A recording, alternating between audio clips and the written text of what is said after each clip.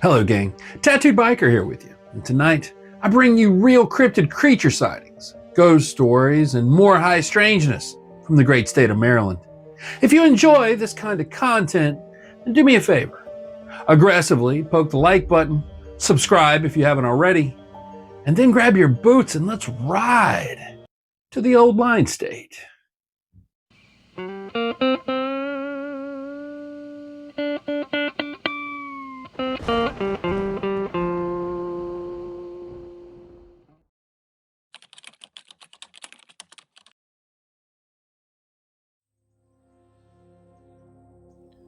A remarkable incident happened to a little daughter of Captain William L. Pratt of King George County last Monday evening. At 3 o'clock, she started to the spring, about 200 yards from the house, for a bucket of water.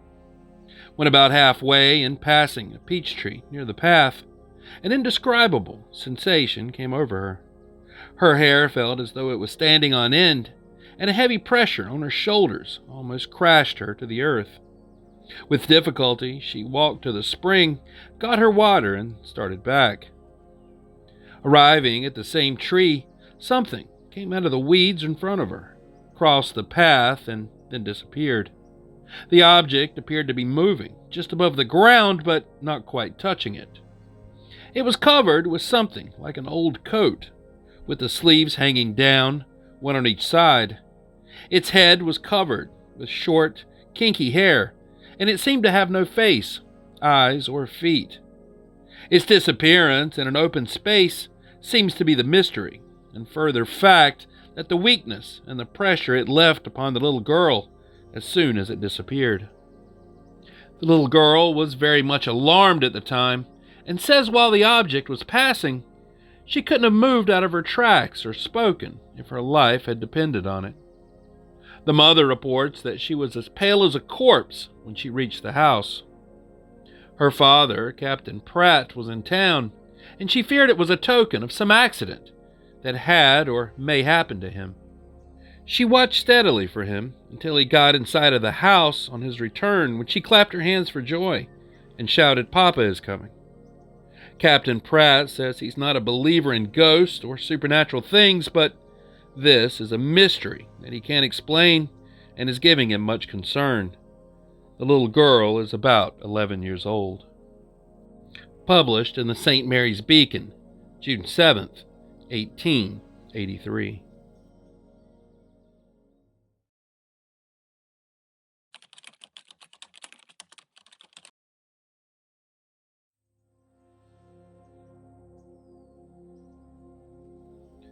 Dear Biker, this was probably about 4 years ago. I lived in the very northern part of Frederick County, Maryland, near Thurmont, not too far south of Gettysburg, Pennsylvania. Behind my house was a few acres of woods with a small creek right past the tree line. We had about 2 acres of lawn before the woods started. This area of Frederick County is very rural, with lots of forests and farms. Very near Cunningham Falls State Park, a huge wooded area with lakes and the tallest waterfall in the state.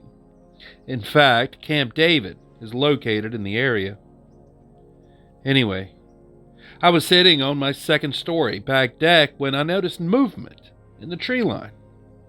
It was a nice day, and I think early fall. It was pretty hot out and not raining. I saw the outline of something big, moving perpendicular away from me in the woods. It was kind of like a shimmer, like heat waves, completely invisible except you can see the air being displaced. And it made me think of the Predator right away because it was just like heat waves rising from a hot surface. It seemed to be a humanoid shape that it was taller than it was wide, like a very tall, fit, bipedal outline. It was hard to judge the height from my perspective and distance, but I'd say it was quite a bit taller than the average man, probably about 10 feet tall at least. I've just never heard of someone else seeing something before like this. I only saw it that once, and, well, that was enough for me. Signed, Abby.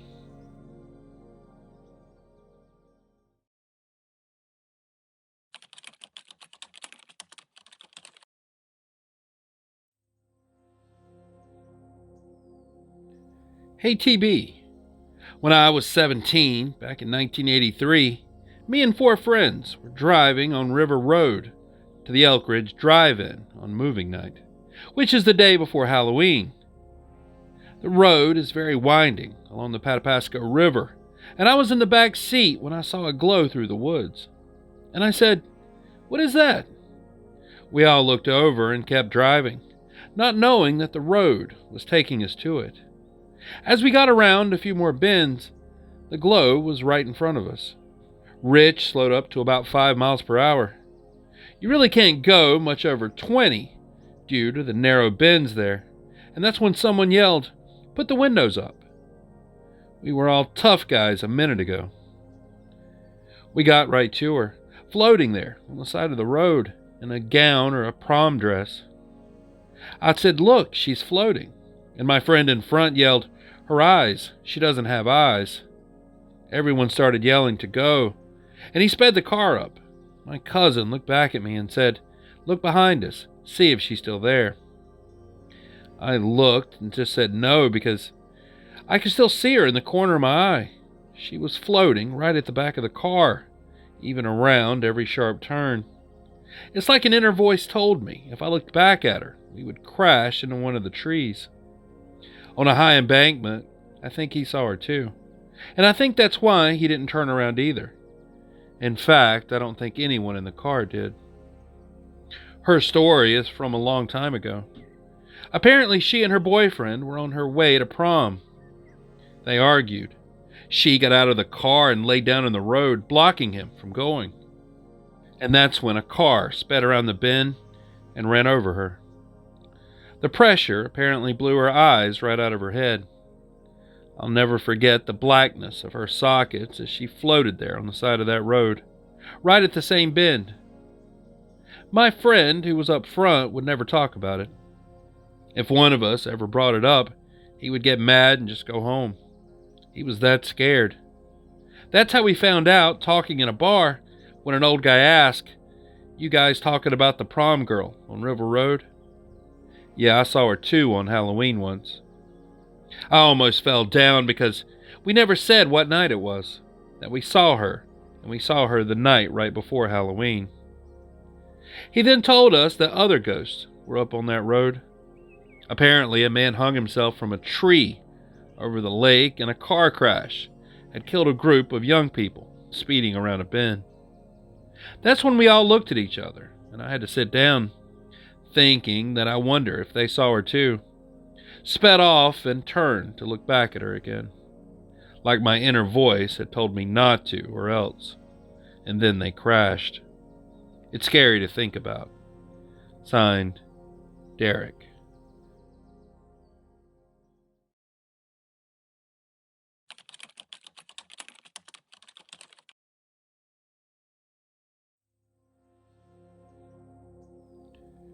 Dear Biker, in 2009, I attended college at the University of Maryland, Eastern Shore. I always felt overwhelmed with studying and assignments and spent most of my time inside. My roommate and I decided to abandon our schoolwork one weekend and have an adventure. We agreed to go to the Assateague Island. It's a barrier island and a refuge for wildlife. I was most excited to check out the feral ponies that I'd heard about. There don't seem to be many places where you can see wild horses anymore. So we decided to camp, even though it was the off-season and kind of chilly. At least there were no crowds. We borrowed a bunch of gear from our hardcore camping friend and then headed out. We stopped at the visitor center, and the rangers told us where we would likely see the horses.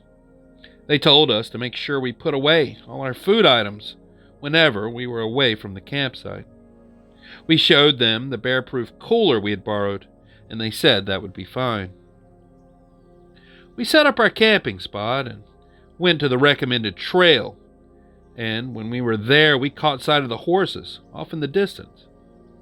They had told us to stay at least 40 feet away from them, but we were happy to get a distant view of those horses across an inlet. However, we were really excited when the herd stormed through the water and toward the area where we were standing. We must have seen 3 different herds while we hiked that morning. We had binoculars to spot them in the distance, and were satisfied with our sightings by noon. We then had a cookout and just relaxed on the beach.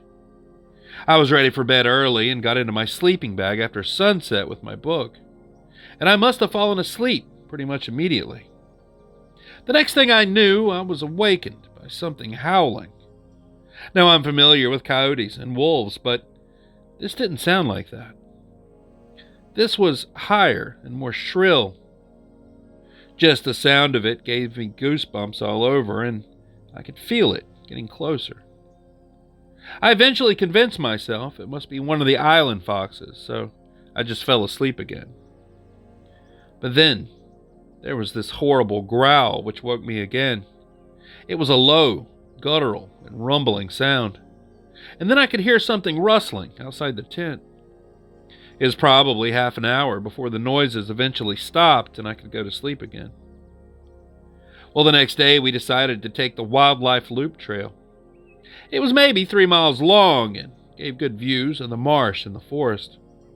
We spent a long time exploring that day, and by the time we decided to head back to camp, we were both pretty tired, and it was almost sunset. We came across the crest of dunes and could see our tent a ways away. It looked like it was fluttering in the wind more than it should be. I could tell there was some stuff on the ground by the tent, and I remember saying how weird that was.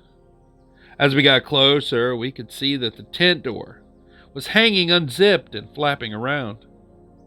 The stuff on the ground was our gear, sleeping bags and clothes. We thought maybe someone had robbed us. We knew we hadn't left any food unsecured, and it didn't look like an animal's work, because the zippers were just pulled down like a person might do. Inside the tent, there were muddy prints all over the ground cover and the tarp. If I didn't know better, I would have thought they were from a giant dog. Our bags had been opened, and all the contents had been removed and thrown around. All the food that was locked inside the cooler was missing, and everything was covered in sand and mud. We were totally astonished, and then I noticed that growl that I'd heard the night before. I was instantly terrified. I can't tell you how primal that sounds. My roommate and I rushed out, and we heard it coming towards us as it came from behind the trees. We both screamed when we saw this huge, werewolf-like creature. It was obviously eating something and looked like a 6 or 7 foot tall wolf, but had a man's torso. It had a long snout and long, sharp teeth, and when it howled, it sounded like a human scream. It was facing sideways to us, so I couldn't really see its eyes. However, the back was kind of hunched over, and it had these massive shoulders. It never once looked back at us. It finished what it was eating, and then turned away and disappeared into the trees. We were both literally shaking from seeing that thing, and we knew we had to leave right away. We pulled everything out of the tent and shook it off as best we could, throwing everything in the trunk and racing out of the area. We stopped at the ranger station, but it was after hours and no one was around. We didn't know what to do, so we just went home. I called them the next day to describe what we had seen. I still have no idea if they took me seriously, or if they thought that we were just making things up or seeing things. Thanks for taking the time to read this. Signed, Gabriella.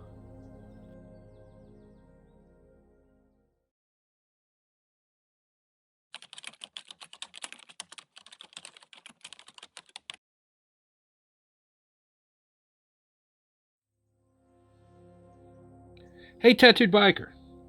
This incident occurred during the winter of 2018. I'm a drawbridge operator, located outside of a busy vacation town in Maryland's eastern shore on the Chesapeake Bay. During the summer, the bridge opened up quite a bit when a vessel was making its way either in from or out to the ocean. We tried not to disrupt the flow of traffic too much, so we would batch the requests together and then open the bridge every 20 minutes or so. There's a Coast Guard station near the bridge, and perimeter is heavily fenced off.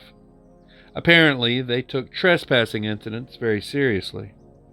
The winter traffic was minimal, and the bridge might only open 3 or 4 times a day to accommodate a few commercial fishermen in the area. Well, it was a very cold winter day in January when this incident took place. I had just started my shift, and I was on nights for the next 2 weeks. I was going over the previous operator's log notes.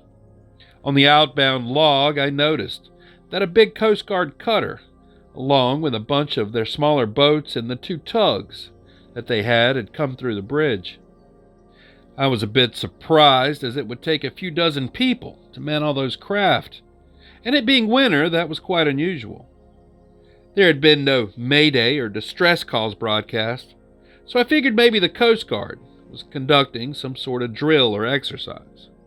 Later on into my shift, and for some unknown reason, I missed a call over the radio. As soon as I realized it, I asked for them to repeat the message. It was the captain of that big Coast Guard cutter.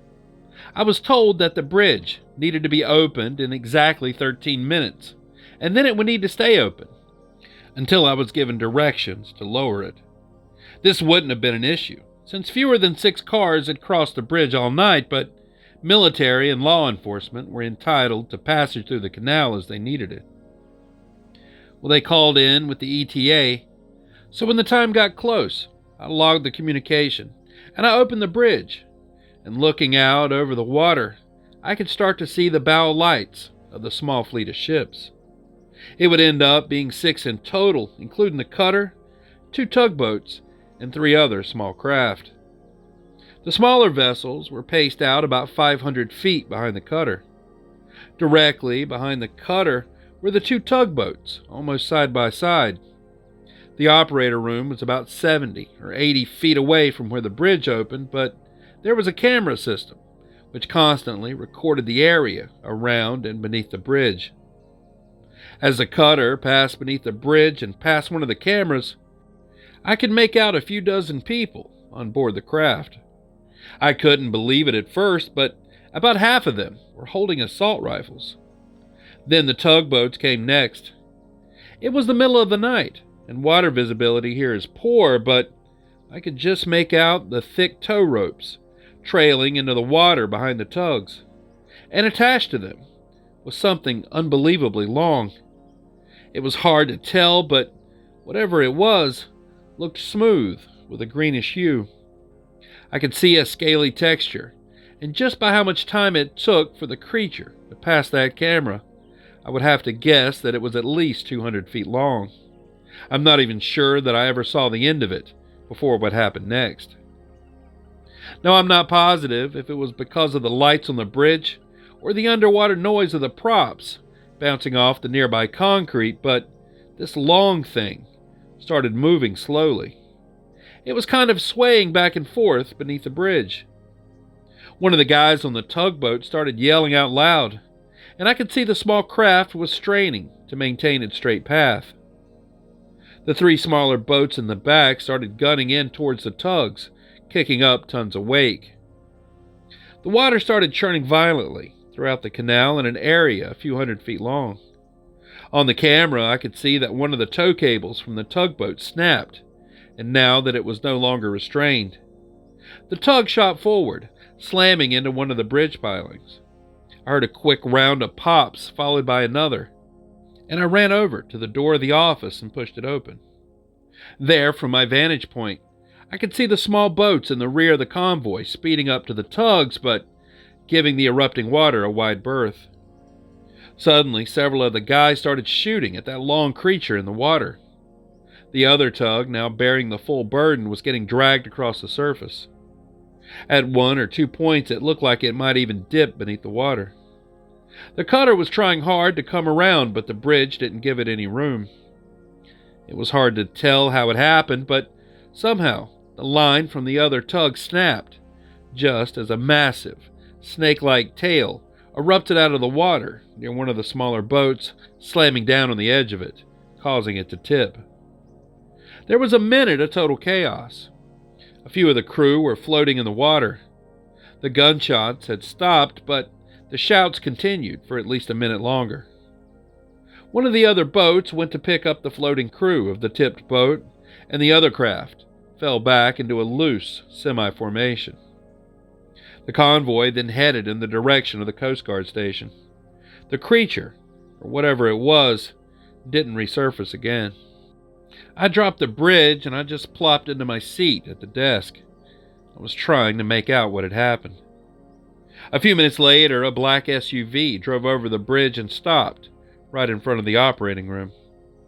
Two men got out of the vehicle and they walked right in without knocking. One was wearing a U.S. Coast Guard uniform and carrying an assault rifle. The other man was wearing a style of uniform that I didn't recognize. This man introduced himself as a U.S. Navy captain, name withheld. He told me to recount the events that I had just witnessed, so I did. He then asked a bunch of questions like if I had recorded anything or contacted anybody. I told him no, but that the bridge used a camera system.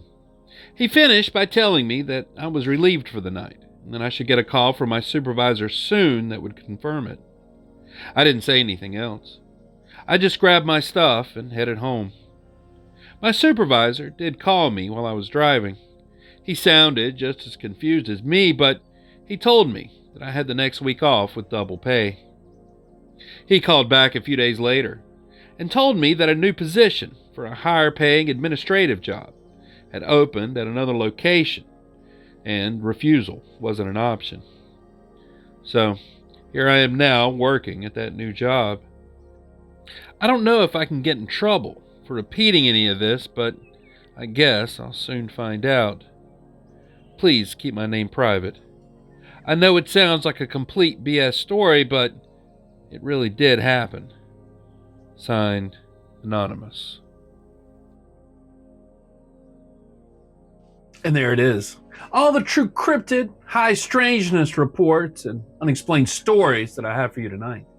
So, what did you think about these? As always, I'm anxious to read your thoughts and theories down in the comments below, but please, keep it respectful to the witnesses. And if you have an unexplained encounter that you want to share, just send it to the email address in the description and, well, your story may just wind up in a future video. Anyways, thanks so much for riding with me tonight. I really appreciate you. And until next time, stay curious, stay vigilant, stay safe, and I'll be seeing you on down the road a ways. Biker out.